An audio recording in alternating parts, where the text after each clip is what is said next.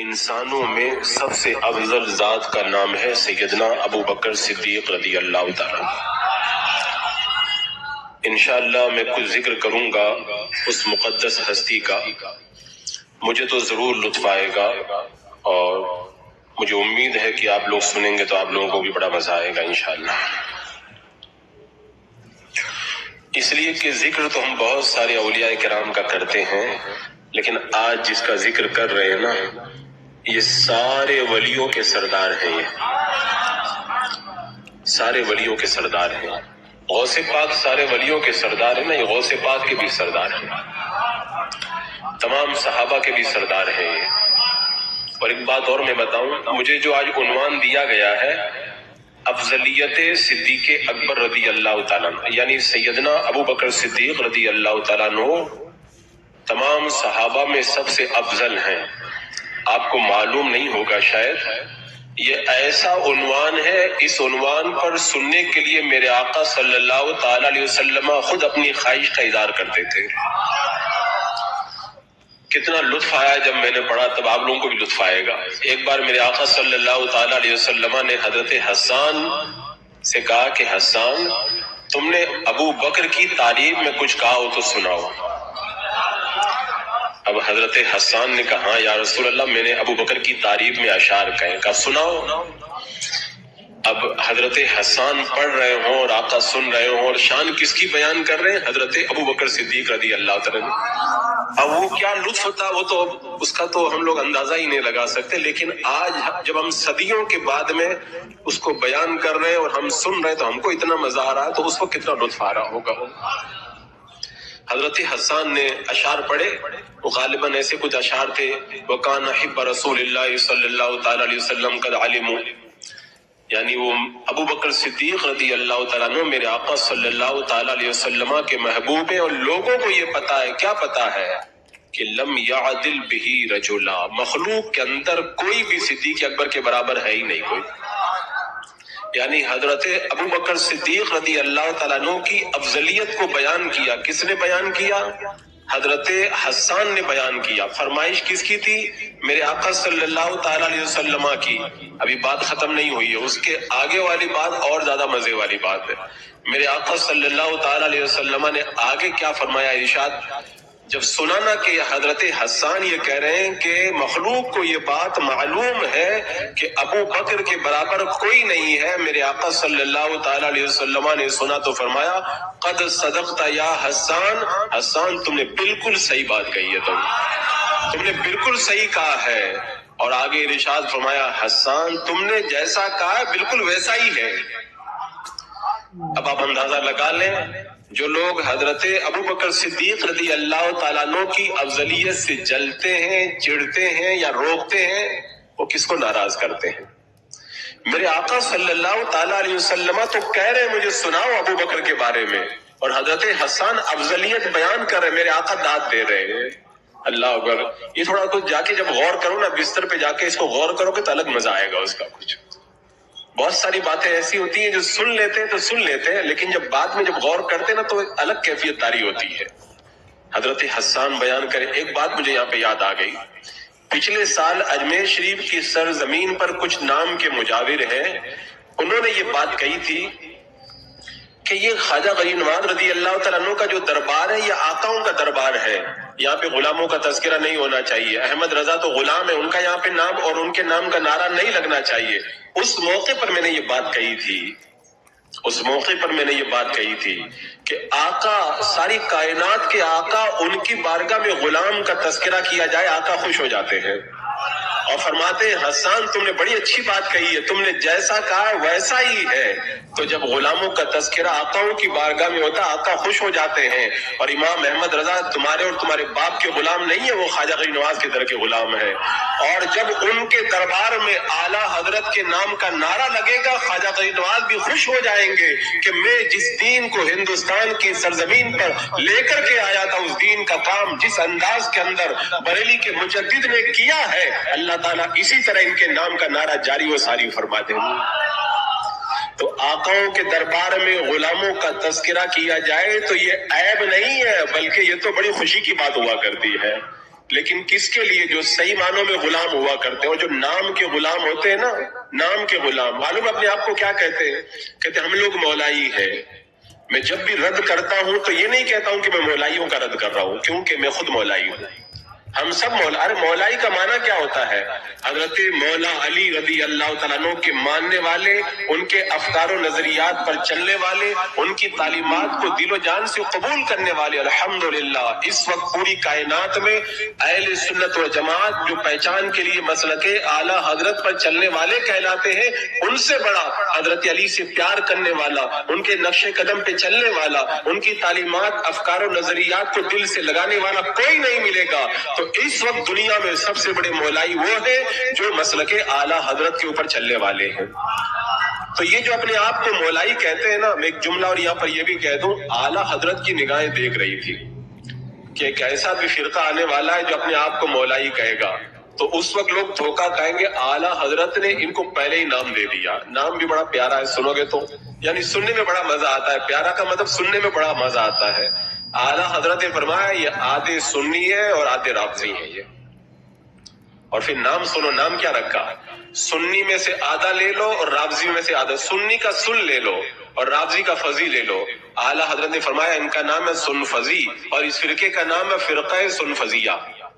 آپ فتویٰ رضویہ پڑھ کے دیکھیں، اعلیٰ حضرت نے ان کا نام رکھا ہے سن فضیہ۔ تو جو اپنے آپ کو مولائی کہتے ہیں وہ نہیں، مولائی ہم ہیں، اور جو مولائی کہتے ہیں ان کا نام کیا ہے؟ سن فضیہ، آدھا سنی اور آدھا رافضی، یعنی آدھا تیتر اور آدھا بٹیر۔ تو یہ نام جب میں نے پڑھا تو مجھے بڑی ہنسی آئی، اور میں نے کہا اعلیٰ حضرت آپ کی نگاہ ولایت پر لاکھوں سلام، کہاں تک آپ دیکھ رہے تھے؟ آج ہم پریشان ہو جاتے ان کو کیا کہیں؟ رافضی کہیں گے تو یہ بولے ہم لوگ رافضی نہیں ہیں، اور سنی کہہ نہیں سکتے، ان کے افکار و نظریات صحیح نہیں، ہم پریشان ہو جاتے۔ میرے امام نے پہلے ہی نام دے دیا، پریشان نہ ہونا، ان کا نام سن فضیہ ہے، ان کا نام۔ حضرات مکرم، حضرت حسان نے میرے آقا صلی اللہ تعالیٰ علیہ وسلم کی شان، میرے آقا علیہ السلام کی بارگاہ میں صدیق اکبر کی افضلیت کو بیان کیا۔ میرے آقا نے سنا، داد دی، اور آج ہم بیان کر رہے ہیں۔ بیان کرنے والا کون ہے؟ بیان کرنے والے امام احمد رضا ہیں۔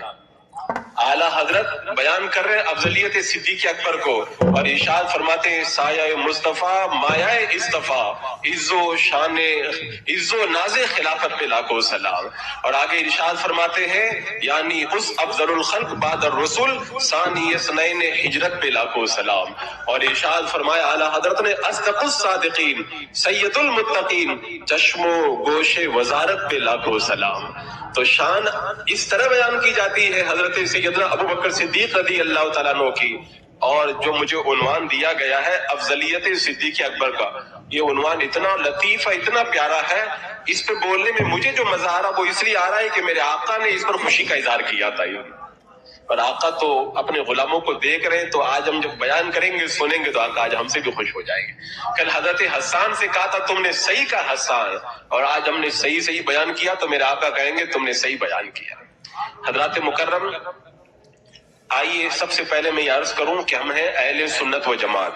تھوڑا سا اب باریکی میں جائیں اور دیکھیں، میرے آقا صلی اللہ تعالیٰ علیہ وسلم نے جب ارشاد فرمایا تھا کہ بنی اسرائیل 72 فرقوں میں بڑھ گئے تھے، میری امت کے لوگ 73 فرقوں میں بڑھ جائیں گے، ان میں سے 72 جہنم میں جائیں گے، ایک جماعت جنت میں جائے گی۔ صحابہ کرام نے پوچھا تھا یا رسول اللہ جو جنت میں جائیں گے وہ کون ہوں گے؟ آقا کریم علیہ السلام نے ارشاد فرمایا ما انا علیہ و اصحابی، یہ وہ لوگ ہوں گے جو میرے طریقے پر ہوں گے اور میرے صحابہ کے طریقے پر ہوں گے۔ تو حضرات مکرم، آج کی میری تقریر کے اندر آپ کو غور اس بات پر کرنا ہے کہ جو نام کے مولائی کہلاتے ہیں، جن کا نام سن فضیہ ہے، وہ اللہ کے رسول اور صحابہ کرام کے طریقے پر ہیں، یا ہم مسلک اعلیٰ حضرت والے ہم اللہ کے رسول اور صحابہ کرام کے طریقے پر ہیں؟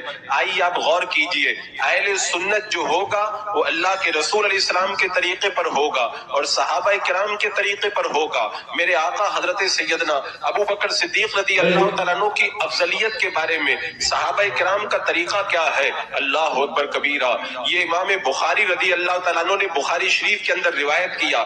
باضابطہ طور پر بخاری شریف میں امام بخاری نے حضرت ابو بکر کے نبیوں کے بعد میں افضل ہونے کا باب قائم کیا اور ارشاد فرمایا۔ حضرت عبداللہ ابن عمر رضی اللہ تعالیٰ عنہ ارشاد فرماتے ہیں، ہم گروہ صحابہ کرام کی جماعت میرے آقا صلی اللہ تعالیٰ علیہ وسلم کے زمانہ پاک کے اندر ہم لوگ جب صحابہ کی افضلیت کی بات کرتے تھے تو یہ کہا کرتے تھے تمام صحابہ میں سب سے افضل حضرت ابو بکر صدیق ہیں، اس کے بعد میں حضرت عمر فاروق ہیں، اس کے بعد میں حضرت عثمان غنی ہیں۔ بخاری شریف میں تو اتنا ہی ہے، لیکن ایک دوسرے محدث نے حضرت عبداللہ ابن عمر کی اس روایت کو جب نقل کیا تو آگے یہ بھی ارشاد فرمایا کہ حضرت عبداللہ ابن عمر فرماتے ہیں کہ ہم جب حضرت ابو بکر کی افضلیت کو بیان کرتے تھے اس دور کے اندر میرے آقا صلی اللہ تعالی علیہ وسلم اپنی ظاہری حیات کے ساتھ میں ہمارے درمیان موجود تھے، ہماری بات سنتے تھے، آپ نے کبھی انکار نہیں فرمایا۔ گویا کہ حضرت عبداللہ ابن عمر نے بتا دیا، میرے آقا کے مقدس کانوں کے اندر یہ باتیں جاتی تھی کہ سب سے افضل صحابہ میں ابو بکر ہے، اور میرے آقا انکار نہیں فرماتے تھے۔ گویا کہ میرے آقا نے مہر لگا دی کہ حضرت ابو بکر صدیق صحابہ میں سب سے افضل ہے۔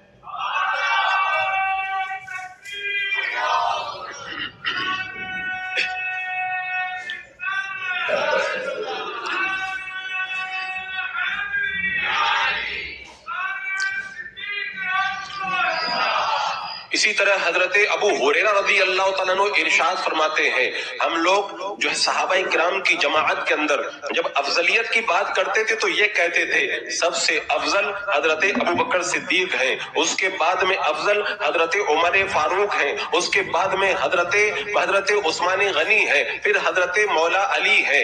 ایک بار حضرت میمون بن مہران رضی اللہ تعالیٰ عنہ سے کسی نے یہ سوال کر لیا، آپ یہ بتائیے کہ حضرت ابو بکر اور حضرت عمر افضل ہیں یا حضرت مولا علی افضل ہیں؟ حضرت میمون بن مہران نے ایسے نہیں جواب دیا۔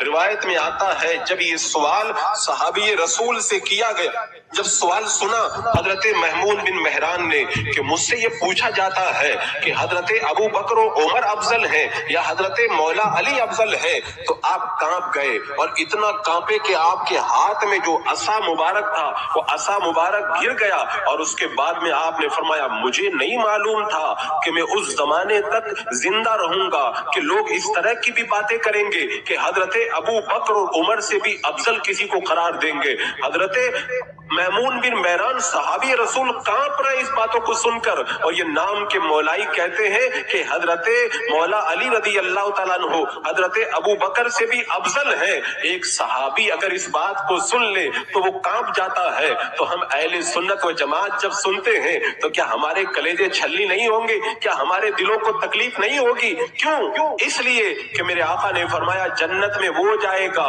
جو میرے اور میرے صحابہ کے طریقے پر ہوگا۔ حضرت عبداللہ ابن عمر نے صحابہ کا طریقہ بتا دیا، حضرت ابو ہریرہ نے صحابہ کا طریقہ بتا دیا، حضرت میمون بن مہران نے صحابہ کا طریقہ بتا دیا کہ صحابہ کا طریقہ یہ ہے کہ صحابہ میں سب سے افضل حضرت ابو بکر ہے۔ تو جو سنی ہوگا وہ یہ کہے گا ابو بکر سب سے افضل ہے۔ دمادم مست قلندر علی کا پہلا نمبر جو نعرہ لگاتا ہے وہ صحابہ کے طریقے پر نہیں ہے، بلکہ صحابہ کے طریقے پر وہ ہے جو یہ کہتا ہے ابو بکر کا پہلا نمبر، اور جو یہ کہتا ہے کہ حضرت ابو بکر سے حضرت علی افضل ہے، گویا کہ وہ اہل سنت و جماعت سے خارج ہے۔ یہ میں نہیں کہتا، کونین کے دولہ صلی اللہ تعالی علیہ وسلم نے بتایا ہے اہل سنت وہ ہوں گے جو صحابہ کے طریقے پر ہوں گے، اور جو حضرت ابو بکر کو افضل نہ مانے وہ صحابہ کے طریقے پر نہیں، اور جو صحابہ کے طریقے پر نہیں وہ سنی نہیں، اور جو سنی نہیں وہ کہاں پہ جائے گا؟ وہ جہنم میں جائے گا۔ اور آپ دیکھیں ایک ایسی لذیذ اور پیاری روایت میں آپ کو بتاتا ہوں، جب میرے آقا صلی اللہ تعالی علیہ وسلم کا وصال ہو گیا، یہ صحابہ کا طریقہ میں آپ کو بتا رہا ہوں، جو صحابہ کے طریقے پہ ہوگا وہ سنی ہے، اور جو صحابہ کے طریقے سے ہٹ جائے وہ سنی نہیں ہے، گمراہ بد مذہب ہے۔ میرے آقا صلی اللہ علیہ وسلم کا جب وصال ہوا، صحابہ کرام جمع ہوئے، اب کس کو خلیفہ بنایا جائے، میٹنگ چل رہی ہے، میٹنگ چلتے چلتے بہت مشورہ ہوا، آخر میں ایک انصاری صحابی نے یہ مشورہ پیش کیا کہ ایک خلیفہ بنا لیا جائے انصار میں سے اور دوسرا خلیفہ بنا لیا جائے مہاجرین میں سے، دو کو بنا لیا جائے۔ حضرت عمر فاروق رضی اللہ تعالیٰ عنہ کھڑے ہو گئے، کہا ایک نیام میں دو تلواریں نہیں رہا کرتی ہے، اور آگے کا جملہ بڑا پیارا تھا۔ حضرت عمر نے کہا مجھے ایک بات بتاؤ، تم لوگ دو خلیفہ بنانے کی بات کر رہے ہو، مجھے میرے ایک سوال کا جواب دو، کیا اتنے لوگ موجود ہیں، صحابہ کا مجمع ہے، کیا کسی میں سے ان میں سے کوئی ایسا صحابی ہے جس کو اللہ نے قرآن کے اندر صحابی فرمایا ہو؟ کہ ان میں تو کوئی نہیں ہے۔ کہ حضرت ابو بکر کے بارے میں اللہ تعالیٰ قرآن پاک میں ارشاد فرماتا ہے، یقول لصاحبہ، جب میرا محبوب اپنے صحابی سے فرما رہا تھا۔ اسی لیے علماء نے کہا کہ پوری کائنات کے اندر جتنے صحابہ پائے جاتے ہیں ان تمام صحابہ میں سے کسی کو صحابی کتب سیر نے کہا، کسی کو صحابی صحابہ کرام نے بتایا، کسی کو صحابی محدثین نے نقل کیا، کسی کو صحابی علماء کرام نے اپنی کتابوں میں نقل کیا، لیکن ان تمام صحابہ کے مجمع کے اندر ایک ایسی ذات حضرت ابو بکر صدیق کی ہے جن کو خود پروردگار عالم نے قرآن کے اندر صحابی فرمایا۔ حضرت عمر نے کہا مجھے بتاؤ، دو خلیفہ بنانا چاہتے ہو، اس پورے مجمع میں تمام صحابہ میں کوئی ایسا صحابی ہے جس کو اللہ نے صحابی کہا؟ کوئی نہیں۔ کہا اچھا میری دوسری بات کا جواب دو۔ حضرت عمر فاروق صحابہ کے مجمع میں کھڑے ہو کر کے کہہ رہے ہیں کیا تم میں سے کوئی ایسا صحابی ہے جس کو اللہ تعالیٰ نے یہ کہا ہے کہ میں تمہارے ساتھ میں ہوں؟ کہا ایسا تو کوئی نہیں۔ کہ اللہ تعالیٰ نے ابو بکر کے بارے میں فرمایا کہ لا تحزن ان اللہ معنا، غار ثور میں جب محبوب کے ساتھ تھے نا تو کہا تھا کہ غم نہ کرو، اللہ ہمارے ساتھ میں ہے۔ کہا ہم میں سے تو کوئی ایسا نہیں ہے۔ اس کے بعد میں حضرت ابو بکر نے کہا اتنے لوگ موجود، بتاؤ کیا کوئی ثانیہ اثنین ہے غار کے اندر، دو میں سے دوسرا کوئی ہے؟ کہا کوئی نہیں ہے۔ کہا یہ وہ ہے جن کو رب نے فرمایا ثانیہ اثنین اذ ہما فی الغار، کہا جب ثانیہ اثنین اذ ہما فی الغار کوئی نہیں، ابو بکر ہے۔ جب معیت خدا جو ہے رحمت الہی کے معنی میں جس کو حاصل ہے وہ ابو بکر ہے، اور جن کے بارے میں قرآن میں رب نے صحابی کہا وہ ابو بکر ہیں، ان کے علاوہ یہ فضیلت کسی کو نہیں ہے۔ تو سنو، اگر خلافت کسی کو ملی تو اس کا نام بھی ابو بکر ہے، اٹھو اور ابو بکر کے ہاتھوں پر بیعت کرو۔ حضرت عمر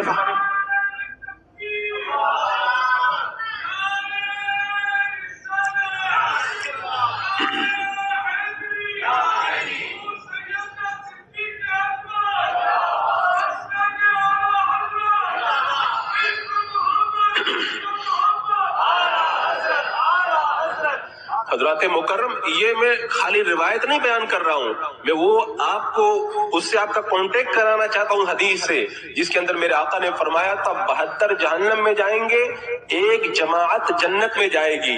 اور جنت میں کون جائے گی؟ جو رب نے میرے آقا علیہ الصلوۃ والسلام نے فرمایا تھا جو میرے صحابہ کے طریقے پر ہوگی۔ تو صحابہ کا طریقہ آپ سمجھ گئے نا، صحابہ کا طریقہ بتایا حضرت عمر فاروق نے کہ پہلا نمبر ابو بکر کا ہے، کوئی ثانیہ اثنین نہیں ہے تو ابو بکر کا پہلا نمبر ہے، کوئی جو ہے وہ ان اللہ معنا میں داخل نہیں ہے تو پہلا نمبر ابو بکر کا ہے، اور جو کوئی ایسا نہیں ہے جس کو قرآن نے صحابی کہا ہو تو پہلا نمبر ابو بکر کا ہے۔ تو پہلا نمبر جب ابو بکر کا حضرت عمر فاروق بتا رہے ہیں، عبداللہ ابن عمر بتا رہے ہیں، حضرت ابو ہریرہ بتا رہے ہیں، حضرت میمون بن مہران بتا رہے ہیں، تو جس کو اہل سنت میں داخل ہونا ہے، جنت میں جانا ہے، وہ یہی نعرہ لگائے گا پہلا نمبر ابو بکر صدیق کا ہے۔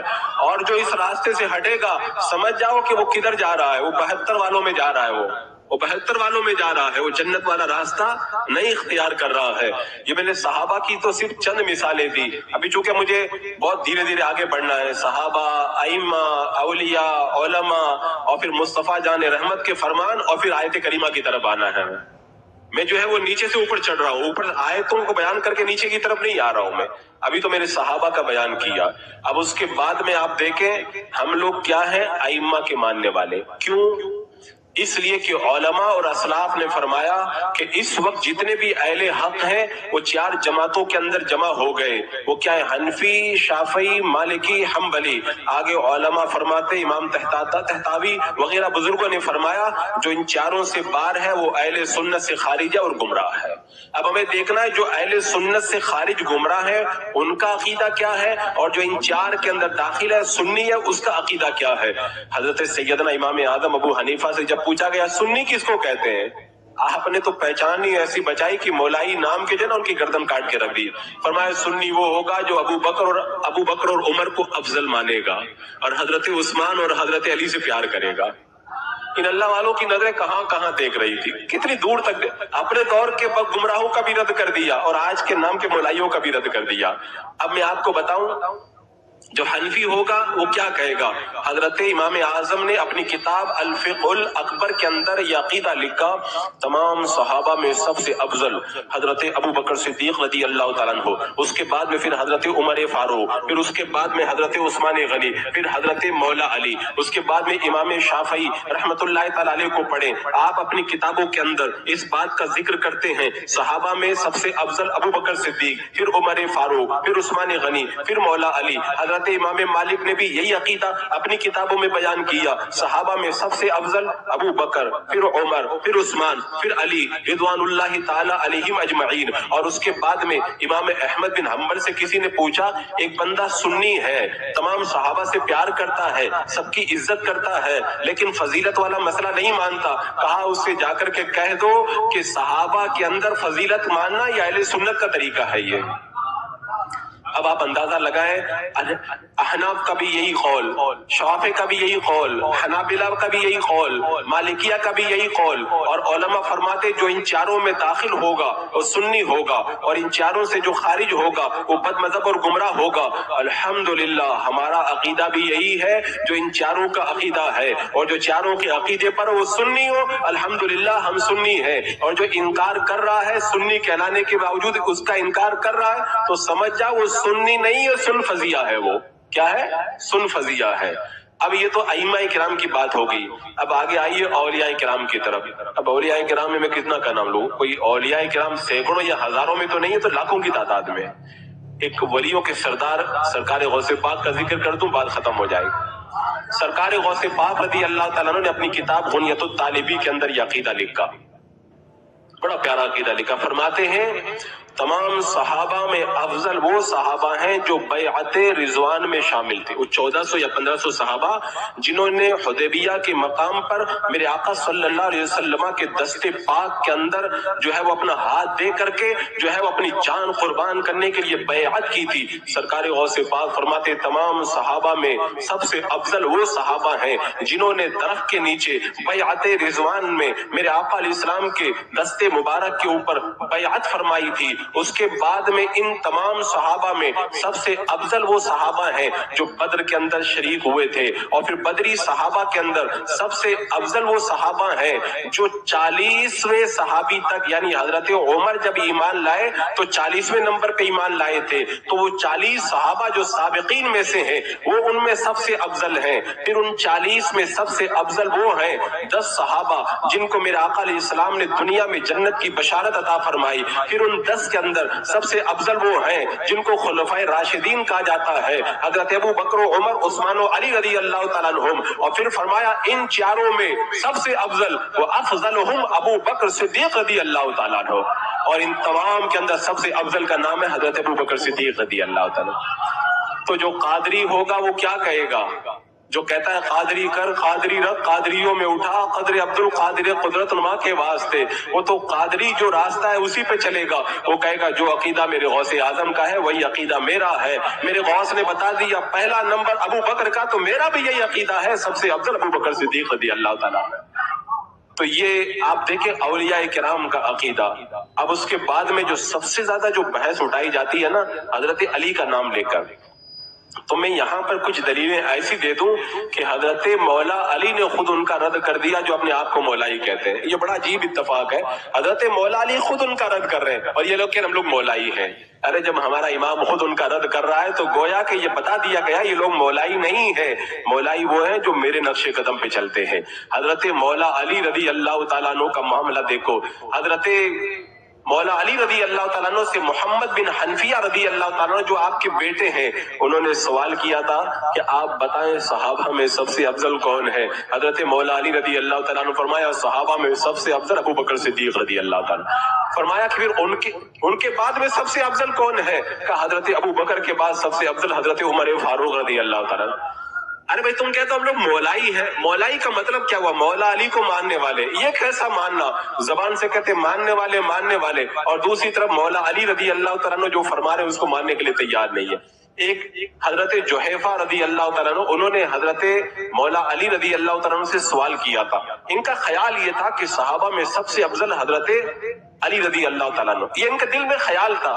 ایک دن پوچھ لیا کہ آپ بتائیں صحابہ میں سب سے افضل کون ہے؟ کہا بتا دوں. کہا بتائیے. حضرت مولا علی نے فرمایا صحابہ میں سب سے افضل ذات کا نام ہے حضرت ابو بکر صدیق رضی اللہ تعالیٰ عنہ. آگے فرمایا کہ ان کے بعد میں کون افضل ہے وہ بھی بتا دوں. حضرت جویفہ کہنے لگے وہ بھی بتا دیجئے. کہا حضرت ابو بکر کے بعد میں صحابہ میں سب سے افضل ذات کا نام ہے حضرت عمر فاروق رضی اللہ تعالیٰ عنہ. اور آگے والی بات اس سے بھی زیادہ سخت ہے. ایک شخص اس نے حضرت مولا علی سے کہہ دیا تھا آج تک میں نے آپ سے افضل کسی کو نہیں دیکھا ہے.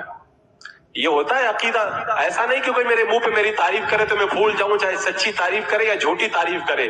حضرت مولا علی کی نگاہیں دیکھ رہی تھی اگر اس جھوٹی تعریف پر میں نے نہیں ٹوکا نا تو بعد میں لوگ اسی کو کہیں عقیدہ نہ بنا لیں. اور عقیدے کے معاملے کے اندر خاموشی نہیں اختیار کی جاتی ہے. عقیدہ علی الاعلان بیان کیا جاتا ہے. جب اس نے کہا نا کہ حضور میں نے آج تک آپ سے افضل کسی نے نہیں دیکھا. حضرت مولا علی کا ایک ایک جملہ واقعی اتنی بڑی دلیل ہے کہ قربان جاؤں مولا علی کے علم پاک کے اوپر. یعنی جواب خالی نہیں دیا. اس جواب کے اندر ایسا لگتا ہے سارے جواب کی روح کو سمیٹ کر کے رکھ دیا اور جتنے بھی اعتراضات پیدا ہو سکتے تھے سارے اعتراضات کا جواب بھی دے دیا. ایک ایک جملے کے اندر کتنے نقطے ہیں. اس نے جب کہا نا کہ آپ سے افضل میں نے کسی کو نہیں دیکھا. حضرت مولا علی نے کہا ایک بات بتاؤ تم نے کائنات کے آقا حضور اکرم صلی اللہ علیہ وسلم کو دیکھا ہے؟ کہا نہیں دیکھا ہے. کہا حضرت ابو بکر اور عمر کو دیکھا؟ کہا میں نے نہیں دیکھا ہے. اب حضرت مولا علی آگے کیا کہتے ہیں؟ کہتے ہیں اگر تو نے میرے آقا صلی اللہ علیہ وسلم کو دیکھا ہوتا نا میں تیری گردن اڑا دیتا. کیونکہ تو جملہ کیا بول رہا ہے؟ میں نے آپ سے افضل کسی کو نہیں دیکھا. اگر تو نے اللہ کے رسول علیہ السلام کو دیکھا ہوتا تو اس کا مطلب کیا ہوتا کہ تو مجھے اللہ کے رسول سے بھی افضل کیا. میں تیری گردن اڑا کر کے رکھ دیتا. یہ ہوتا ہے عقیدے کے معاملے میں بندہ تلوار کی طرح رہے. ایسا نہیں کہ دائیں بائیں ہو جائیں کیا کریں حالات خراب ہیں یہ بھی چلے گا. نہیں کہا میں تیری گردن اڑا کر کے رکھ دیتا. اور پھر آگے والا جملہ سنو. کہا تو نے ابو بکر اور عمر کو دیکھا؟ کہا نہیں دیکھا. کہا نہیں دیکھا نا اگر دیکھا ہوتا تو مجھ سے افضل ہے اس کے باوجود بھی تو کہتا کہ میں نے جو ہے وہ سب سے افضل آپ کو دیکھا ہے تو پھر یہ بھی غلط بات تھی. میں تجھے اس کی سخت سزا میں تجھ کو دیتا میں کہ مجھ سے افضل کو دیکھ کر کے یہ کہہ رہا ہے کہ میں افضل ہوں یا گویا کہ تو اہل سنت کے عقیدے کا رد کر رکھا. میں تجھے سخت سزا دیتا.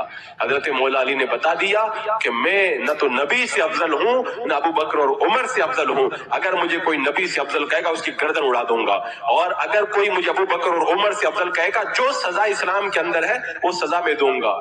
اب سزا آپ سے جو ہو سکتا ہے حضرت علی ایک تماشا مار دیتے ہیں. نہیں سزا سنو گے نا تو روکتے کھڑے ہو جائیں گے. حضرت علی نے ایک بار سزا بھی بتا دی. کتنی سزا دیتا میں؟ ایک بار کچھ لوگ بیٹھ کر کے بات کر رہے تھے اور کہنے لگے حضرت علی ابو بکر اور عمر سے بھی افضل ہے. پتہ چل گیا حضرت مولا علی کو پتہ چل گیا. کہا سب کو بلاؤ مسجد کے اندر. جامع مسجد میں جمع کر لیا. منبر پر بیٹھے. میرے دماغ میں یہ سوال آیا تھا اس نے کہا تھا اس کو ڈانٹ دیتے عقیدہ بتا دیتے یا جو سزا ہوتی اس کو دے دیتے لیکن مولا علی نے سب کو کیوں بلایا ممبر کے پاس کیوں جمع کیا؟ مولا علی اولیاء کے سردار ہیں. ان کی نگاہیں دیکھ رہی تھی نام کے مولائی آ رہے ہیں. اگر میں نے بند کمرے میں اگر اس کو توبہ کرا کے اگر معاف کر دیا تو لوگوں کو عقیدہ کیسے پتا چلے گا؟ عقیدہ بھی تو بتانا ہے. آپ نے علی الاعلان عقیدہ بیان کیا سب کو جمع کیا سب جمع ہو گئے. اس کے بعد میں کہا مجھے یہ پتا چلا ہے کہ لوگ مجھے ابو بکر اور عمر سے افضل کہہ رہے ہیں. سن لو ابو بکر اور عمر مجھ سے افضل افضل ہیں، آج کے بعد میں اگر کسی نے مجھے ابو بکر اور عمر سے افضل کہا تو اسے میں وہی سزا دوں گا جو بہتان لگانے والے مفتری کی سزا ہوا کرتی ہے۔ اور اسلام کے اندر بہتان لگانے والے کی سزا کتنی ہے؟ 80 کوڑے مارا جانا، یہ اس کی سزا ہے۔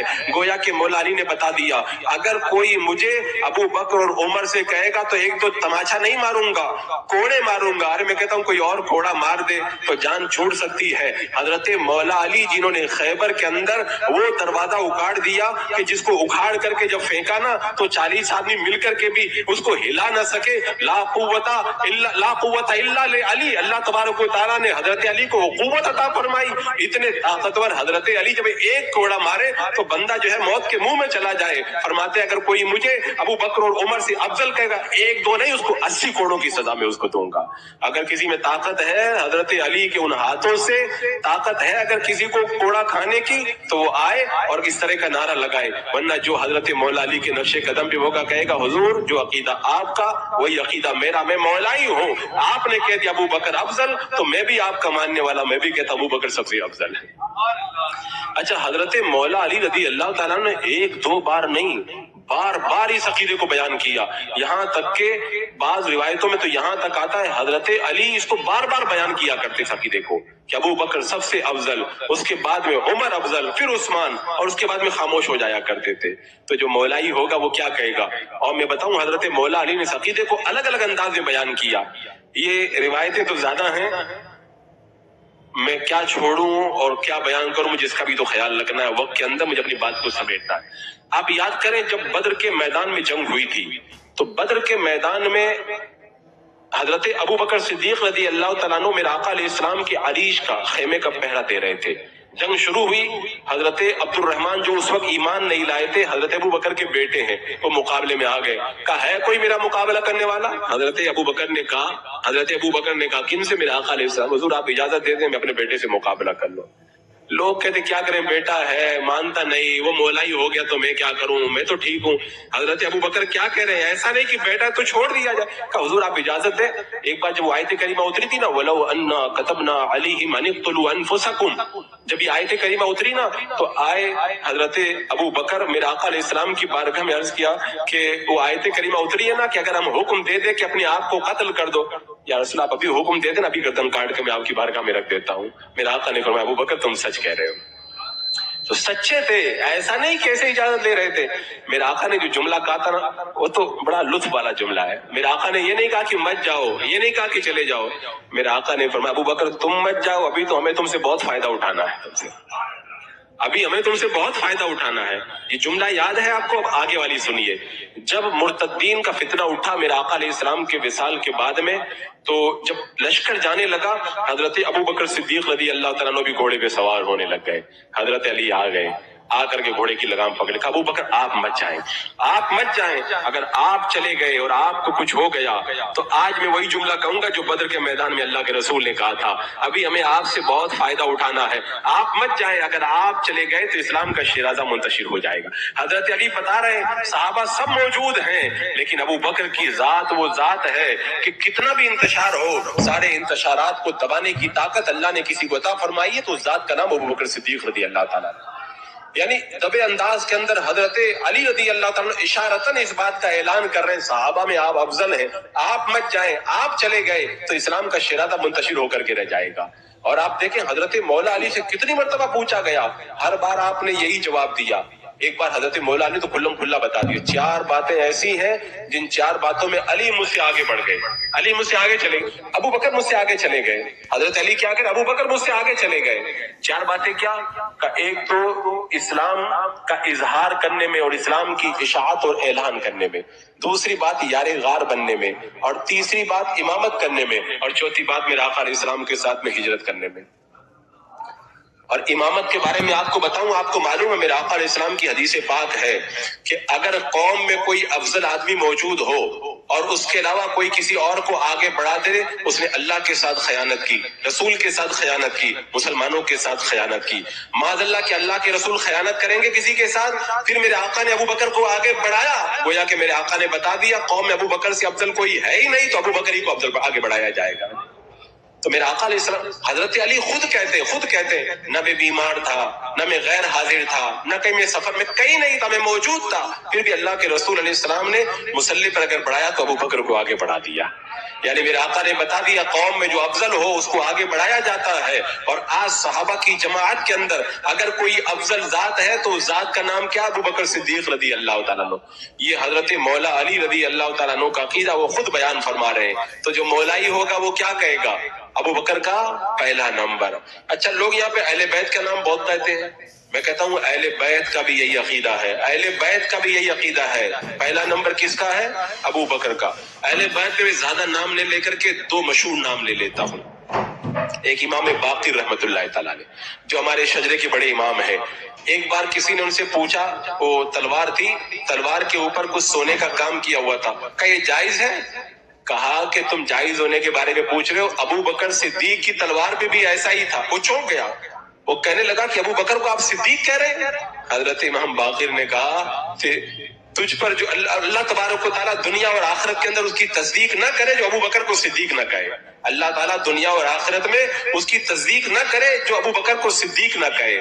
اور صدیق کہنے کا مطلب آپ سمجھے؟ علماء فرماتے انبیاء کرام کے بعد سب سے بڑا رتبہ جس کا ہوتا ہے اس کو صدیق کہا جاتا ہے. امام باقر یہ عقیدہ بیان کر رہے ہیں جو اہل بیت کے اندر. امام باقر کی شان کتنی بلند ہے، اگر میں وہ بیان کر کے پھر یہ قول نقل کر دوں نا تو آپ کی روح جھوم جائے گی، لیکن اس کا وقت نہیں. اس کے بعد میں ایک بہت بڑا نام اہل بیت میں، کربلا کے میدان سے واپس آنے والے، غوثیت کا تاج کربلا کے میدان میں امام حسین نے جس کے سر پہ رکھا تھا، اپنا خلیفہ جس کو بنایا تھا، جس کا نام امام زین العابدین رضی اللہ تعالیٰ عنہ ہے. ان سے کوئی ایک بار آیا، پوچھنے لگا ابو بکر کے بارے میں کچھ بتائیں. کہا صدیق کے بارے میں پوچھ رہا ہوں. وہ کہنے لگا صدیق آپ بھی کہتے ہیں؟ کہا تیری ماں تیرے اوپر روئے، اس کو میں صدیق کہہ رہا ہوں؟ ان کو اللہ کے رسول نے صدیق کہا ہے، ان کو انصار نے صدیق کہا ہے، ان کو مہاجرین نے صدیق کہا ہے. اور علماء نے فیصلہ کر دیا جو صدیق ہوگا وہ صحابہ میں سب سے افضل ہوگا، وہ انبیاء کے بعد سب سے افضل ہوگا. یہ اہل بیت ببانگ دہل اعلان کر رہے ہیں کہ صحابہ میں سب سے افضل، انبیاء کرام کے بعد جو ہے وہ بشر کے اندر سب سے افضل ذات کا نام کیا؟ ابو بکر صدیق رضی اللہ تعالیٰ عنہ. تو یہ صحابہ علل اعلان کرے، اس کے باوجود بھی اگر کوئی اعتراض کی زبان کھولتا ہے وہ مجھ پر یا کسی مسلک اعلیٰ حضرت کے پیروکار پر اعتراض نہیں کرتا. وہ کس پر اعتراض کرتا ہے؟ وہ اعتراض کرتا ہے خود اہل بیت پاک کے اوپر اعتراض کرتا ہے. وہ نہ محب اہل بیت ہو سکتا ہے، نہ مولائی ہو سکتا ہے، اور نہ وہ سنی ہو سکتا ہے. اور میں کہتا ہوں یہ مجاور لوگ جو خواجہ غنی نواز کا نام لے کر کے حضرت مولا علی کا پہلا نمبر کہتے ہیں، میں کہتا ہوں حضرت خواجہ غنی نواز بھی اہل سنت و جماعت کے سچے مسلک پر تھے. تو جو عقیدہ سنیوں کا ہے وہی عقیدہ خواجہ غنی نواز کا بھی ہے. اب اگر کوئی حضرت مولا علی کا نمبر حضرت ابو بکر سے پہلے لگاتا ہے، مان لو کہ وہ سمجھ جاؤ کہ وہ حضرت خواجہ غنی نواز رضی اللہ تعالیٰ عنہ کے نقش قدم پر نہیں ہے، تو وہ چشتی بھی نہیں ہو سکتا ہے. میں ببانگ دہل اس بات کا اعلان کرتا ہوں اگر کوئی حضرت ابو بکر سے حضرت علی کو افضل کہے اور بعد میں کہے چشتی ہوں، ساری دنیا کے جو ہے وہ اپنے علماء کو لے کر کے آ جائے، اپنا چشتی ہونا ثابت نہیں کر پائے گا. وہ اگر کہے گا میں چشتی ہوں تو سب سے پہلے چشتی بننے کے لیے اس عقیدے کو ماننا پڑے گا جو خواجہ غنی نواز رضی اللہ تعالیٰ عنہ کا عقیدہ ہے. اور جب مولا علی کا پہلا نمبر کہے گا تو خواجہ کے عقیدے پر نہیں اور میرے غنی نواز کے عقیدے پر نہیں، تو چشتی بھی نہیں بن سکتا ہے. تو چشتی کون ہے؟ جو خواجہ غنی نواز کے طریقے پر، تو چشتی تو ہم ہوئے نا، ہم چشتی ہیں. ان میں سے کوئی آپ کو چشتی نظر نہیں آئے گا جو نام کا مولائی کہلاتا ہے. اور حضرات مکرم میرے آقا صلی اللہ تعالیٰ علیہ وسلم نے تو یہاں تک فرما دیا کہ ایک مرتبہ حضرت ابو دردہ رضی اللہ تعالیٰ عنہ چل رہے تھے، وہ آگے چل رہے تھے. ابو بکر صدیق سے میرے آقا نے فرمایا کہ ابو دردہ تم ابو بکر سے آگے چل رہے ہو، آسمان کا یہ سورج انبیاء کرام کے بعد میں ابو بکر سے افضل کسی ذات کے اوپر طلوع بھی نہیں ہوا ہے. اتنا صاف ارشاد موجود ہے. میں تو کہتا ہوں ایسا بندہ مسلمان بھی نہیں ہوگا جو میرے آقا علیہ السلام کے فرمان کو تسلیم نہ کرے. اچھا ایک بات یہاں پر میں صدیق کے حوالے سے بتا دوں. صدیق کے بارے میں جو میں نے ابھی عرض کیا کہ صدیق وہ ہوتا ہے جو انبیاء کرام کے بعد میں سب سے افضل ہوا کرتا ہے. یہ صدیق جو ہے میرے آقا علیہ السلام کو جو خطاب ملا ہے کہاں سے ملا ہے؟ یہ خود اللہ تبارک و تعالیٰ نے حضرت ابو بکر صدیق کو یہ خطاب عطا فرمایا.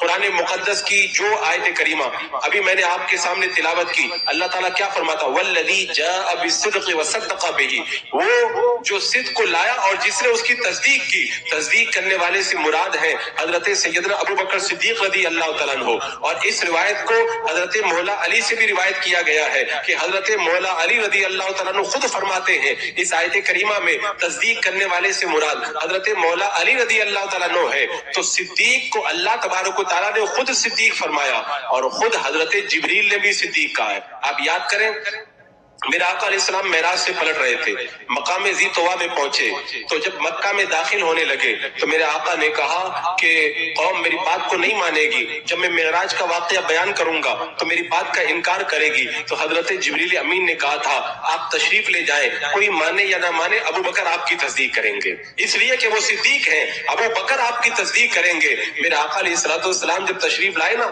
واقعہ بیان کیا تو جن جن کو جھٹلانا تھا انہوں نے جھٹلایا، لیکن حضرت ابو بکر کے سامنے جب واقعہ بیان ہوا تو انہوں نے کہا کہ اگر میرے آقا نے کہا ہے تو میں تصدیق کرتا ہوں، واقعی رات کے تھوڑے سے حصے میں اللہ نے ان کو معراج عطا فرمائی.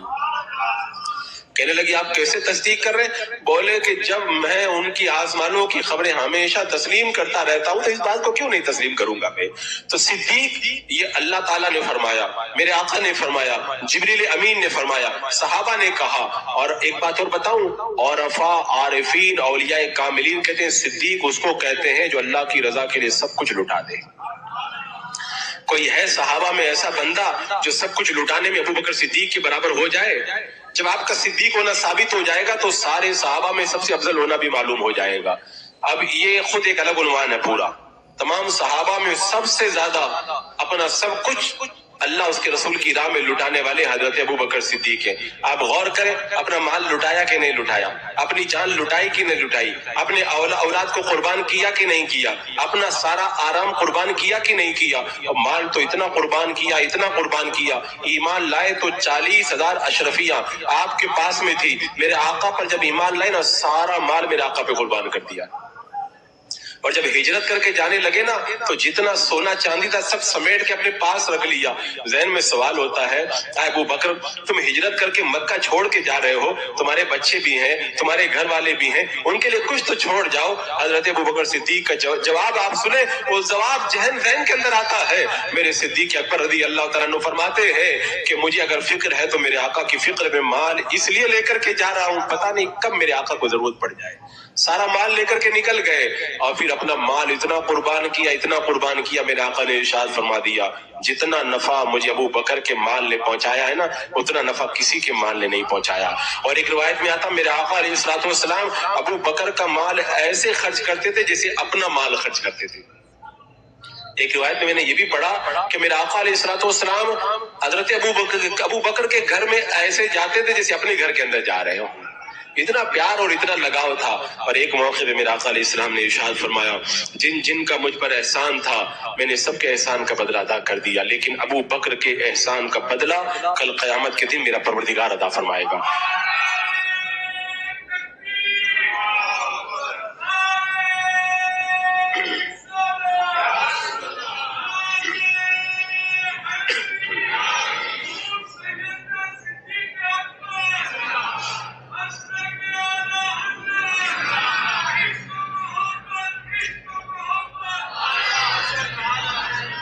حضرات مکرم حضرت سیدنا ابو بکر صدیق کے حوالے سے جو یہ روایت میں نے بھی بیان کی، ایک جملہ یاد کر لیں. میرے آقا علیہ السلام نے جو فرمایا نا مجھ پر جس کا بھی احسان تھا میں نے اس کا بدلہ ادا کر دیا. یہ میرے آقا کا پیار ہے کہ آپ فرما رہے، لیکن ہمارا عقیدہ یہ ہے میرے آقا علیہ السلام پر کسی کا احسان نہیں ہے، میرے آقا کا احسان سب کے اوپر ہے. وہ اعلیٰ حضرت سرکار نے فرمایا نا اور تم پر میرے آقا کی عنایت نہ صحیح نجدیوں کلمہ پڑھانے کا بھی احسان گیا. تو سب پر میرے آقا کا احسان ہے، میرے آقا پر کسی کا کوئی احسان نہیں ہے. اور جان قربان کی میرے آقا علیہ السلام پر حضرت ابو بکر صدیق رضی اللہ تعالیٰ نے کس طرح قربان کی. ایک بار حضرت مولا علی رضی اللہ تعالیٰ عنہ سے کسی نے سوال کیا کہ حضور آپ یہ بتائیں کہ صحابہ میں سب سے بہادر کون ہے؟ تو حضرت اب علی رضی اللہ تعالیٰ عنہ نے ارشاد فرمایا کہ صحابہ کرام کے اندر سب سے بہادر حضور کون ہے؟ تمہیں نہیں معلوم؟ کہ میری نظر میں آپ ہیں۔ فرمایا نہیں، میں نہیں ہوں، بلکہ صحابہ میں سب سے افضل اگر کوئی ہے تو ابو بکر ہے، اس لیے کہ ایک بار میرے آقا صلی اللہ تعالی علیہ وسلم کو کافروں نے پکڑ لیا اور آپ پر ظلم کرنے لگے، کوئی صحابی آگے نہیں بڑھا، کیونکہ اس وقت جو کفار کا دبدبا تھا، صحابہ بہت دبے ہوئے تھے، بڑے کچلے ہوئے تھے۔ حضرت ابو بکر صدیق رضی اللہ تعالیٰ عنہ کو جب پتہ چلا تو دوڑ کر کے آئے اور تمام کفار کو ہٹایا اور میرے آقا صلی اللہ تعالی علیہ وسلم کے نام پر اپنی جان قربان کرنے کے لیے اپنے آپ کو پیش فرما دیا۔ اس کے بعد میں حضرت مولا علی نے ایک موقع پر اور ارشاد فرمایا، جب بدر کے میدان کے اندر میرے آقا علیہ السلام کا عریش بنایا گیا، سوال پیدا ہوا اس کے اوپر نگرانی کون کرے گا؟ آپ جانتے ہیں جس خیمے کے اندر میرے آقا صلی اللہ تعالی علیہ وسلم ٹھہرے ہوئے تھے وہ ہیڈ کوارٹر تھا، سارے کافروں کی نظر اسی خیمے پر تھی، اور وہاں پہ جو نگرانی کرتا وہ اپنی جان ہتھیلی پر لے کر کے نگرانی کرتا۔ جب نگرانی کی بات آئی کوئی آگے نہیں بڑھا، حضرت ابو بکر صدیق آگے بڑھے، کہا میں نگرانی کروں گا۔ راوی بیان کرتے ہیں حضرت ابو بکر صدیق جب ڈٹ کر کے خیمے کے سامنے کھڑے ہو گئے، پھر کسی کافر کی مجال نہ ہوئی کہ خیمے کی طرف نظر اٹھا کر کے دیکھ لے، اور اگر کوئی برے ارادے سے آگے آیا حضرت ابو بکر صدیق کی تلوار نے ڈھکیل کر کے اس کو پیچھے کر دیا ہے۔ تو حضرت ابو بکر صدیق میرے آقا علیہ السلام پر جان قربان کرنے میں سب سے زیادہ سبقت لے جانے والے ہیں، اور اتنی سبقت لے گئے، اتنی سبقت لے گئے کہ جب غار کی طرف جا رہے تھے میرے آقا علیہ السلام کو لے کر کے تو کبھی دائیں ہوتے، کبھی بائیں، کبھی آگے کبھی پیچھے۔ میرے آقا نے پوچھا ابو بکر یہ دائیں بائیں اور آگے پیچھے کیوں ہو رہے ہو؟ عرض کی یا رسول اللہ جب دائیں چلتا ہوں خیال آتا ہے کوئی بائیں سے حملہ نہ کر دے، اور جب بائیں چلتا ہوں خیال آتا ہے کوئی دائیں سے حملہ نہ کر دے، آگے چلتا ہوں خیال آتا ہے پیچھے سے حملہ نہ کر دے، پیچھے چلتا ہوں خیال آتا ہے آگے سے حملہ نہ کر دے، تو کبھی دائیں ہو جاتا ہوں کبھی بائیں، کبھی آگے کبھی پیچھے، تاکہ یا رسول اللہ اگر کوئی حملہ کرے تو میری جان چلی جائے، آپ کے اوپر آنچ نہ آنے پائے۔ حضرت ابو بکر نے اپنی جان کو جس طرح میرے آقا پہ قربان کیا، آپ آگے کا منظر دیکھیں، جب کونین کے دولہا کو میرے آقا صلی اللہ تعالی علیہ وسلم کو لے کر کے حضرت ابو بکر صدیق آگے بڑھ رہے تھے، یہ جو روایت کا یہ جو پہلو ہے نا، واقعی محبت کے اندر دل مچل جاتا ہے۔ حضرت ابو بکر نے میرے آقا علیہ السلام کو اپنے کندھوں پر بٹھایا تھا، کیا کہہ کر کے کہ یا رسول اللہ آپ کے پائے مبارک کے اوپر زخم آ رہے، ابو بکر کو گوارا نہیں ہے میں زخمی ہو جاؤں، آپ پہ زخم نہ آئے، آقا میرے کندھوں پہ سوار ہو جائے۔ میرے آقا علیہ السلام حضرت ابو بکر کے کندھوں پر سوار ہو گئے۔ یہ روایت جب میں پڑھتا ہوں تو تصور میں میرا خیال وہاں پہ چلا جاتا ہے کہ جب کوئی بندہ کسی کے کندھے پہ سوار ہوتا ہے تو اس کا ایک قدم دائیں طرف ہوتا ہے اور دوسرا قدم بائیں طرف ہوتا ہے، یعنی گویا کے سوار ہونے والے کا قدم اس سواری کے دل پر ہوتا ہے۔ تو حضرت ابو بکر جب میرے آقا کو اٹھا کر کے غار ثور کی طرف لے جا رہے تھے تو دل کے اوپر قدم مصطفیٰ تھا۔ ہم تو غوث پاک کے لیے کہتے ہیں یہ دل ہے، یہ جگر ہے، یہ آنکھیں ہیں، یہ سر ہے، جہاں چاہو رکھو قدم غوث اعظم۔ ہم تو تمنا کرتے ہیں کونین کے دولہا نے حضرت ابو بکر صدیق کے دل پہ قدم رکھ دیا ہے، کیسا منظر ہوگا۔ اب میری عقیدت یہ کہتی ہے جب حضرت ابو بکر صدیق آگے بڑھ رہے ہوں گے لے کر کے تو ان کی طبیعت نہیں مچل گئی ہوتی؟ جو جان قربان کرنے والا ہو کیا وہ میرے آقا کے قدموں کو دل پہ پا کے چومنے کے لیے بےتاب نہیں ہو گیا ہوگا؟ میں کہتا ہوں ضرور کبھی دایاں قدم چومتے ہوں گے اور کبھی بایاں قدم چومتے ہوں گے اور محبت کے اندر جھومتے ہوں گے۔ ہم آج جب غار ثور پہ جاتے ہیں نا تو دن کے اجالے کے اندر دشمن کا خطرہ نہیں ہوتا، تب بھی لڑکھڑاتے ہوئے چڑھتے ہیں۔ ابو بکر رات کے وقت کے اندر دشمن کا بھی خطرہ ہے، راستہ بھی اس وقت اور زیادہ نوکیلا تھا، کیسے میرے آقا علیہ السلام کو لے کر کے اوپر چڑھ گئے۔ ایک موقع وہ بھی تو آیا تھا کہ جب خانہ کعبہ کے اندر میرے آقا علیہ السلام نے مکہ کو فتح کیا تھا اور بتوں کو توڑنے کی باری آئی تھی، حضرت مولا علی نے کہا تھا یا رسول اللہ آپ میرے کندھوں کے اوپر سوار ہو جائیں اور یہ اوپر والا بت ہے اس کو توڑ دے۔ حضرت شیخ عبدالحق محدث دہلوی فرماتے مدارج النبوہ میں میرے آقا علیہ السلام نے فرمایا علی تم نبوت کا بوجھ نہیں اٹھا سکتے۔ میں نے ایک جگہ گیا تھا گجرات میں تقریر کرنے تو مجھے پتا چلا کچھ نام کے مولائی یہ بھی اعتراض کرتے ہیں کہ ابو بکر نے تو آقا کو اپنے اوپر اٹھایا تھا لیکن علی کا مقام اتنا بلند ہے کہ میرے آقا علیہ السلام کے کندھوں کے اوپر سوار ہو گئے تھے۔ میں نے کہا اتنا ہی پڑھتے ہو جملہ بھی تو دیکھو، حضرت ابو بکر نے جب کہا تھا کہ یا رسول اللہ میرے اوپر سوار ہو جائیں، تو سوار ہو کے یہ نہیں کہا کہ نبوت کا بوجھ نہیں اٹھا سکتے، اور جب حضرت علی نے خانہ کعبہ میں کہا تھا کہ یا رسول اللہ میرے کندھوں پہ آپ سوار ہو کر کے بت کو توڑ دے، میرے آقا نے فرمایا علی تم نبوت کا بوجھ نہیں اٹھا سکتے، میرے کندھوں پہ سوار ہو کر کے تم بت کو توڑ دو۔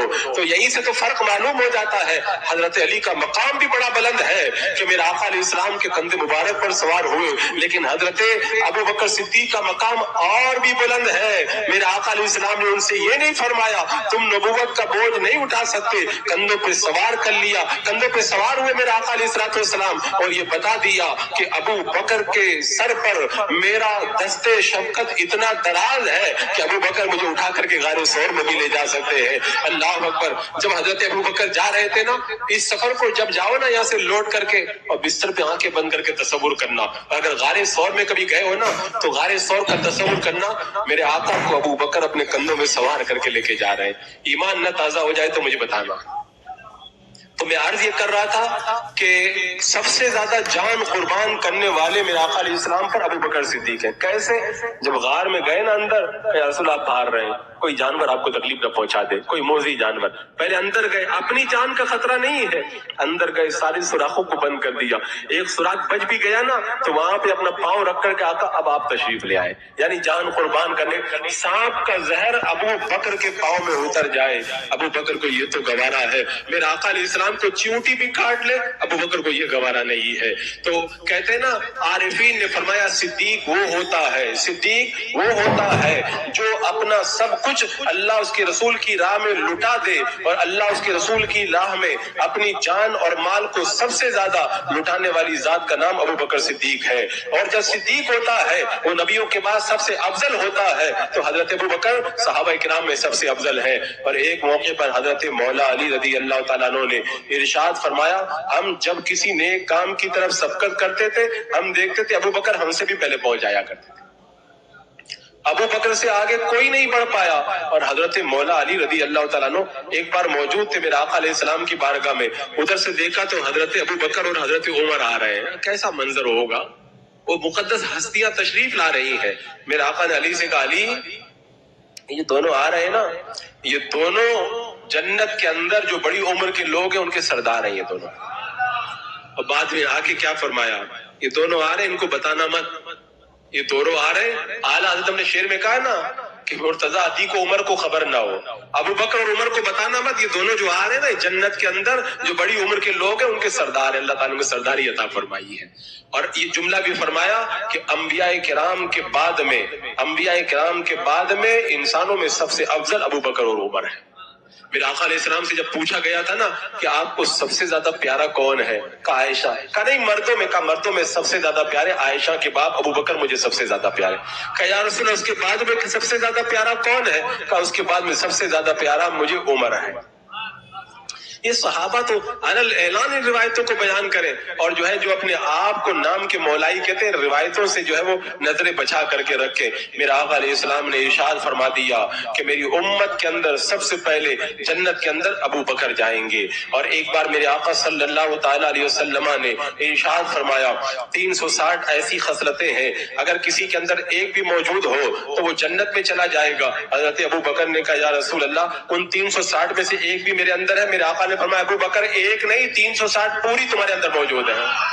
ایک بار میرے آقا صلی اللہ تعالیٰ علیہ وسلم نے جب معراج کا واقعہ بیان کیا تو ارشاد فرمایا جب میں گیا تھا جنت کے اندر میں نے یہ دیکھا وہ دیکھا تو حضرت ابو بکر صدیق نے کہا یا رسول اللہ میں بھی جاتا تو میں بھی دیکھتا کتنے خوبصورت ہے۔ ابو بکر میری امت میں سب سے پہلے جنت میں تم ہی تو جاؤ گے۔ تو ایک بار آقا کریم صلی اللہ تعالیٰ علیہ وسلم ارشاد فرما رہے تھے کسی نے روزہ رکھا ہے صحابہ میں سے؟ کوئی نہیں بولا۔ ابو بکر نے کہا میں نے رکھا ہے۔ میرے آقا نے پوچھا کہ مریض کی عیادت کیا؟ کوئی نہیں بولا۔ کہا یا رسول اللہ میں نے عیادت کی ہے۔ میرے آقا علیہ السلام نے ارشاد فرمایا آج کسی نے مسکین کو کھانا کھلایا؟ کوئی نہیں بولا۔ ابو بکر نے کہا میں نے کھلایا۔ کہا آج کسی نے جنازے کی نماز پڑھی؟ ابو بکر بولے میں نے پڑھی۔ میرے آقا نے فرمایا یہ چاروں باتیں جس پہ جمع ہو جائے وہ جنتی ہو جاتا ہے۔ میرے آقا علیہ السلام جنت کی تو کتنی بار بشارت حضرت ابو بکر صدیق رضی اللہ تعالیٰ عنہ کو عطا فرمائی، اس کا اندازہ نہیں کیا جا سکتا ہے۔ حضرات مکرم میرے آقا صلی اللہ تعالیٰ علیہ وسلم نے ایک موقع پر ارشاد فرمایا تھا، قیامت کے دن کسی کو روزے کے دروازے سے بلایا جائے گا، کسی کو حج کے دروازے سے بلایا جائے گا، کسی کو صدقے کے دروازے سے بلایا جائے گا۔ ابو بکر موجود تھے، عرض کی یا رسول اللہ کوئی ایسا بھی ہے جس کو سارے دروازوں سے بلایا جائے گا؟ میرے آقا نے فرمایا ابو بکر تم کو سارے دروازوں سے بلایا جائے گا۔ یہ مقام و رتبہ ہے حضرت ابو بکر صدیق رضی اللہ تعالیٰ عنہ کا، اور اس کے باوجود بھی نام کے مولائی ان کی شان کے اندر بھونکتے ہوئے نظر آئے۔ میں کہتا ہوں اتنا پیار ہے میرے آقا علیہ السلام کو۔ شان صدیق اکبر کے لیے لمبی تقریر اگر کوئی نہ بھی کرے نا، ایک جملہ بول دینا، ابو بکر وہ ہیں جو آج بھی قدم مصطفیٰ میں لیٹے ہوئے ہیں، تو بات ختم ہو جاتی ہے یہیں پر۔ یہ لوگ جھگڑا کرتے نا، میرے آقا اپنے پہلو میں لٹا کے رکھے ہیں، وہ اپنے پہلو میں لٹا کے رکھے، تم کتنا جھگڑا کرو گے، کس سے جھگڑا کرو گے؟ اللہ نے ان کو شان عطا فرمائی، کل یار غار تھے آج یار مزار ہے وہ۔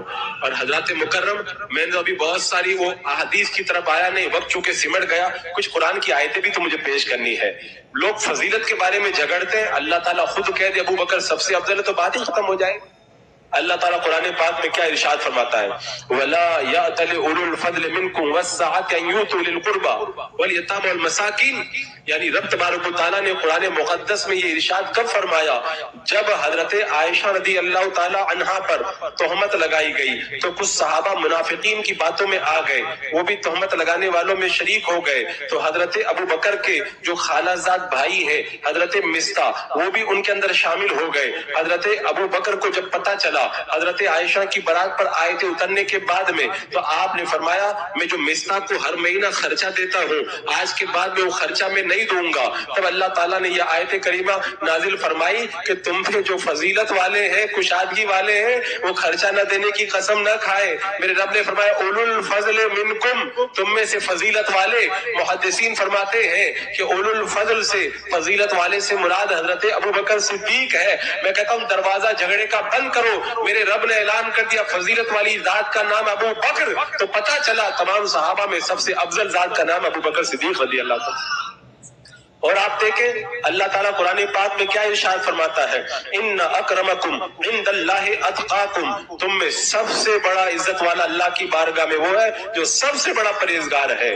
اب اگر ہم کہیں یہ بھی سب سے بڑا پرہیزگار، یہ بھی سب سے بڑا، تو جھگڑا ہو جائے گا۔ وہ بولے گا نہیں یہ پرہیزگار ہے وہ پرہیزگار ہے، سارا جھگڑا ختم کریں، ہم خود پروردگار عالم سے پوچھتے سب سے بڑا پرہیزگار کون ہے۔ آئیے پرہیزگار کے بارے میں رب تعالیٰ خود فرماتا ہے، اللہ اکبر کبیرہ، جب حضرت بلال کو حضرت ابو بکر صدیق نے مہنگے دام میں خرید کر کے جب آزاد کر دیا تو کافروں نے آواز اٹھائی، لگتا ہے بلال کا کوئی احسان ہے اس لیے ابو بکر ان کو آزاد کر رہے۔ اللہ تبارک و تعالیٰ نے قرآن پاک میں یہ آیت کریمہ نازل فرما دی، وَسَيُجَنَّبُهَا الْأَتْقَى الَّذِي يُؤْتِي مَالَهُ يَتَزَكَّى، ان قریب وہ جہنم سے بچایا جائے گا، دور رکھا جائے گا، جو سب سے بڑا پرہیزگار ہے اور جو اللہ کی رضا کے لیے مال خرچ کرتا ہے، اتقا، سب سے بڑا پرہیزگار۔ میرے رب نے بتایا ابو بکر سب سے بڑے پرہیزگار ہے۔ حضرت مولا علی فرماتے اتقا، سب سے بڑے پرہیزگار سے اس آیت کریمہ میں مراد ہے حضرت ابو بکر صدیق رضی اللہ تعالیٰ عنہ۔ حضرت مولا علی نے اعلان کر دیا سب سے بڑے پرہیزگار حضرت ابو بکر صدیق، میرے مولا نے فرما دیا جو سب سے بڑا پرہیزگار، اللہ کی بارگاہ میں سب سے زیادہ عزت والا۔ گویا کہ یہ قرآن میں اعلان کر دیا اللہ کی بارگاہ میں سب سے زیادہ عزت والی ذات کا نام صحابہ کرام میں حضرت ابو بکر صدیق رضی اللہ تعالیٰ عنہ۔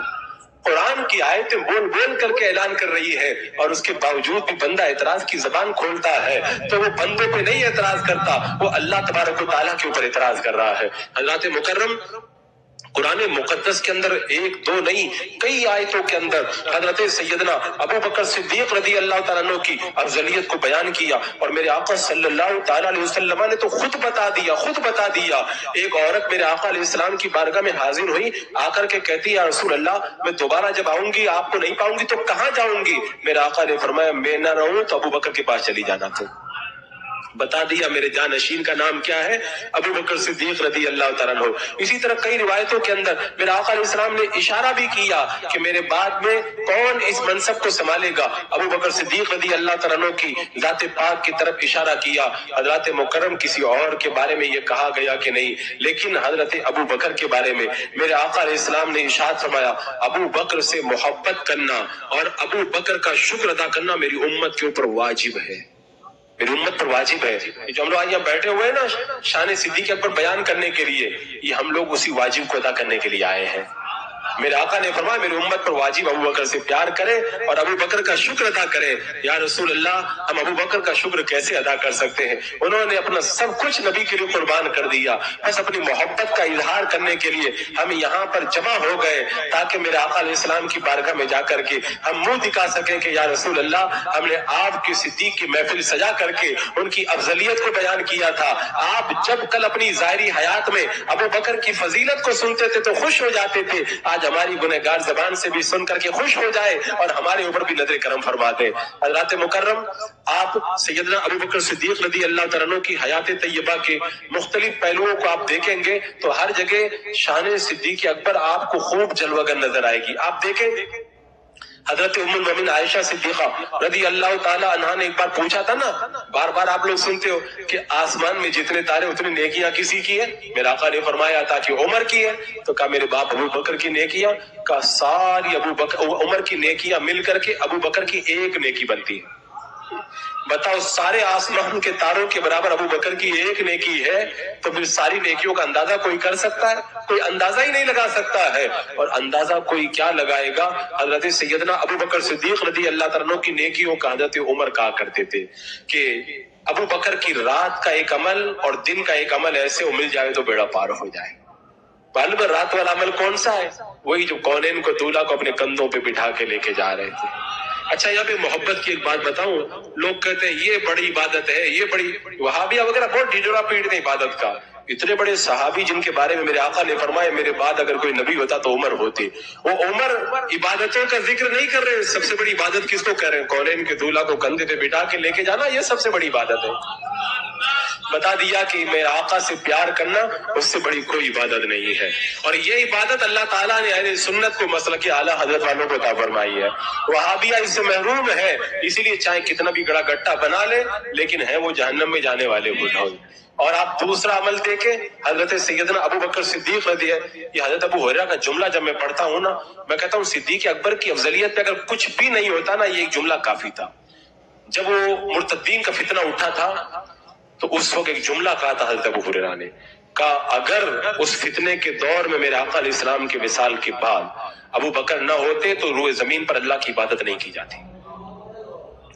कितनी बड़ी बात कही हजरत अबू हुरैरा ने। यानी आपने बता दिया किसी में इतनी ताकत थी नहीं कि इतने फितनों को संभाल सके। वो अफजल जात हजरत अबू बकर सिद्दीक की जो सारे फितनों को संभाल लिया।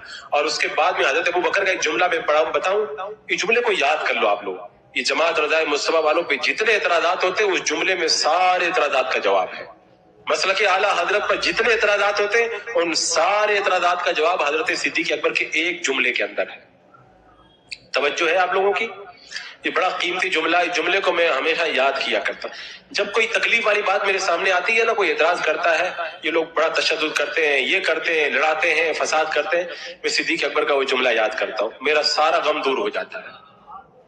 जब वो मुनकरीन ज़कात का इनकार देने वाली एक जमात हुई मेरे आका अलैहिस्सलाम के विसाल के बाद, तो उस वक्त हजरत अबू बकर सिद्दीक ने कहा था उनसे मैं जिहाद करूंगा। तो हजरत उमर गए थे, कहा कि थोड़ा नरमी कीजिए। हजरत अबू बकर ने कहा उमर, जाहिलियत के अंदर इतने बहादुर थे, इस्लाम लाने के बाद इतने नरम कैसे हो गए तुम? उसके बाद का जुमला सुनो। हजरत अबू बकर ने जुमला कहा था, जुमला फरमाया कि ऊंट की एक रस्सी जो ज़कात के ऊंट मेरे आका की बारगाह में लाते थे, तो ऊंट के घुटनों को बांधने के लिए जो एक रस्सी लाते थे, अगर वो एक रस्सी भी देने से इनकार करेंगे, अबू बकर उनसे भी जिहाद करेगा। ابھی میرے جملے کا مطلب آپ سمجھے نہیں. حضرت ابو بکر ایک رسی کے لیے جہاد کر رہے ہیں. حضرت ابو بکر کی نگاہیں دیکھ رہی ہیں یہ رسی نہیں ہے، رسی کوئی بڑی بات نہیں ہوتی ہے، لیکن اگر میں نے اونٹ کی جو ایک رسی گھٹنوں کو باندھنے والی ہے، اگر میں نے ایک رسی کو اگر معاف کر دیا نا، کل وہ اونٹ معاف کروائیں گے، پرسوں نماز معاف کروائیں گے، اس کے بعد میں حج معاف کروائیں گے، اسلام کی ایک ایک چیز کو مٹا کر کے رکھ دیں گے. ابو بکر اسلام کے اندر ذرہ برابر بھی نرمی کو گوارا نہیں کرتا، کیونکہ جب ذرہ برابر بھی اسلام کے اندر کوئی نرمی کا پہلو پیدا کیا جاتا ہے بلا وجہ شریعت کے خلاف، تو پھر فتنوں کا دروازہ کھل جاتا ہے. حضور تاج الشریعہ رحمت اللہ تعالی علیہ نے اپنے دور کے اندر جن فتنوں کا ڈٹ کر کے رد کیا، حضور تاج الشریعہ نے حضرت ابو بکر صدیق کے اسی جملے پہ عمل کیا. آپ جانتے تھے اگر دین کے نام پر اگر تصویر کشی کی اجازت دے دی جائے، ویڈیو کی اجازت دے دی جائے، جہاں پر جو ہے فتنہ اٹھنے کا اندیشہ ہے وہاں پر جو ہے وہ اس طرح سے فون کے ذریعے خبر چاند کی اگر جائز کرا دے دی جائے، اس کو جائز کر دیا جائے، اس کو جائز کر دیا جائے، تو اسلام کی ایک ایک چیز کو مٹا کر کے رکھ دیا جائے گا. حضرت ابو بکر جب ایک رسی کے لیے تلوار لے کر کے صحابہ کو لے کر کے منکرین زکات سے جہاد کر رہے ہیں، گویا کہ ابو بکر بتا رہے ہیں کہ کبھی بھی دین کے اندر کوئی نرمی کا ایسا پہلو مت نکالنا جس کی وجہ سے دین کی بنیادوں کو لوگ گرانا شروع کر دیں. حضور تاج الشریعہ رحمت اللہ تعالی علیہ نے اپنی ساری زندگی حضرت صدیق اکبر کے اس جملے پر عمل کرتے ہوئے ڈٹ کر کے ہر فتنے کا مقابلہ کیا، ہر طرح کی تکلیف کو گوارا کیا، لیکن بتا دیا ایک رسی بھی اگر کوئی دین کے اندر کم کرے گا اس کے خلاف بھی ہم لوگ جہاد کریں گے. وہ کسی نے کہا تھا نا کہ اسلام کی بنیادوں، میں نے اس سے پہلے بھی واقعہ بیان کیا تھا کہ ایک مسلمان قیدی جب روم کے دربار میں لے جایا گیا تو سجدہ کرتے ہوئے داخل ہونا پڑتا تھا. میں سجدہ کرتے ہوئے نہیں جاؤں گا. قیدی ہو کر اتنی بہادری، بادشاہ نے سوچا کہ اتنا بہادر قیدی، اس کو رسی ہٹا کے بغیر سجدے کے لایا جائے.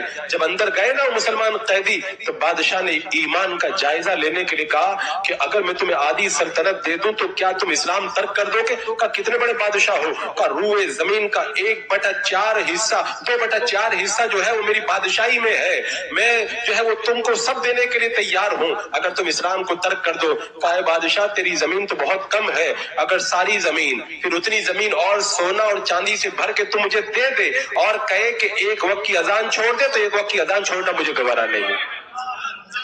میں کہتا ہوں ہر دور میں سیدنا صدیق اکبر کے بعد میں جو بھی حق کی آواز پہ ڈٹ کر کے باطل کا مقابلہ کرتا ہے اس کے ذہن میں صدیق اکبر کا وہی جملہ ہوتا ہے، ایک رسی مت چھوڑنا.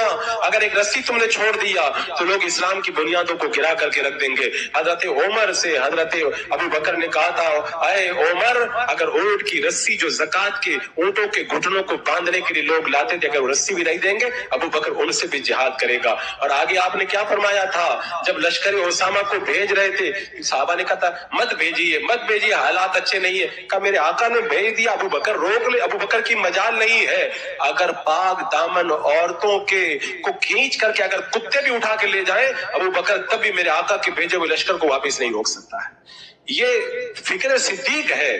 آج یہ فکر اگر پیدا ہو جائے نا دنیا کے اندر انقلاب پیدا ہو جائے. حضرت مکرم شان صدیق اکبر رضی اللہ تعالیٰ عنہ کے حوالے سے میں نے صحابہ کا مذہب بتایا، تابعین کا مذہب بتایا، ائمہ کا مذہب بتایا، اولیاء کرام کا مذہب بتایا، اہل بیت کا مذہب بتایا، مولا علی کا مذہب بتایا، قرآن کی آیتیں پڑھ کے سنائی، احادیث کو بتایا، اور آخر میں سن لو اجماع امت ہے، اجماع صحابہ ہے، اجماع تابعین ہے، اجماع ائمہ مجتہدین ہے کہ تمام صحابہ میں سب سے افضل ابو بکر صدیق ہیں. اور جو اجماع کا انکار کرے وہ گمراہ ہے، بد مذہب ہے، اہل سنت و جماعت سے خارج ہے. میں کہتا ہوں کوئی اور دلیل نہ بھی ہو تو اتنی دلیل کافی ہے کہ صحابہ کرام کا اجماع ہے کہ حضرت ابو بکر سب سے افضل. جو افضلیت کا انکار کرے گا وہ صحابہ کے اجماع کا انکار کرے گا، اور جو اجماع کا انکار کرے رب نے فرمایا میں اس کو جہنم میں داخل کر دوں گا.